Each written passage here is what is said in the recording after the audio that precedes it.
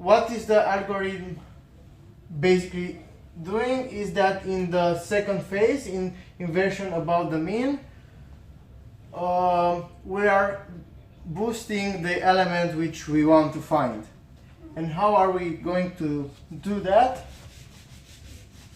It's actually quite easy. Imagine we have the vector of elements. And first we do the phase inversion, which means selecting an element and invert it. So if we select this element, we will obtain this vector. This is the phase inversion, which looks quite easy, but I'll explain later why we do it. Now, what does inversion about the mean means? We compute the average of the elements, call it A, which in this case is 40 divided by 5, which is 6.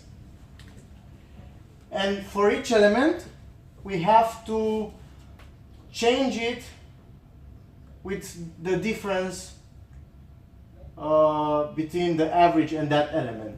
So for an element x, the element will become, so x prime will become average plus the difference, average minus x. So this is the difference between the average of the elements and x, and we add this to the average and we obtain the inversion about the mean for that element, which is 2 average minus x.